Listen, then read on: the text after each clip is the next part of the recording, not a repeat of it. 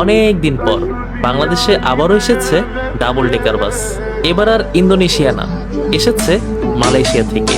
Germany brand Malaysia থেকে body হয়ে এসেছে বাংলাদেশে আর এনেছে গ্রিন লাইন। গ্রিন লাইনই বাংলাদেশের মানুষদের প্রথম দোতলা বাসের স্বাদ দেয়। একটা বাস অপারেটরকে সেরা হতে 5টি গুণাবলী থাকতে হবে, যার 1 নম্বর হচ্ছে কোচ সংখ্যা, 2 রুট সংখ্যা, 3 হচ্ছে সার্ভিস, 4 হচ্ছে সেফটি, আর 5 অ্যারিস্টোক্রেসি, যার সবগুলোই যেন গ্রিন লাইনের মধ্যে আছে। এবার তাদের কোচের সংখ্যা আরো ভারী করতে সরাসরি জার্মান থেকে ম্যান 24460 মডেলের মাল্টি এক্সেল চেসিস মালয়েশিয়ায় নিয়ে যাওয়া হয় এবং সেই চেসিসের ওপর বডি ম্যানুফ্যাকচার করে ডাবল ডেকারে পরিণত করা হয়। আর সবশেষ রেজাল্ট আমরা দেখতেই পাচ্ছি। এই বাস মূলত আরো 1 সপ্তাহ আগেই দেশে আসে। যাবতীয় প্রসেসিং শেষে গত 10 তারিখ দুপুরে চট্টগ্রাম পোর্ট থেকে রিলিজ করা হয়। যাই হোক, চলুন বাসের ইন্টেরিয়র দেখে আসি।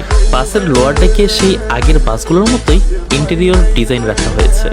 লোয়ার ডেকে বিজনেস ক্লাস 2:1 ফরমেশনে টোটাল 11টি সিট আছে, আর আপার ডেকে 31টি সিট আছে। আর ভাই, সিটগুলো আসলেই অনেক কমফোর্টেবল। সিটগুলোতে এক্সট্রা লেগ স্পেস আর লেগ রেস্ট আছে। ওভারঅল বাসকে আর নতুন করে কিছুই দেখার নাই। অনেক অনেক শুভকামনা রইল গ্রিন লাইনকে, যাতে তারা এভাবেই দেশে রুচিসম্মত বাস বাংলাদেশের মানুষকে উপহার দিতে পারে।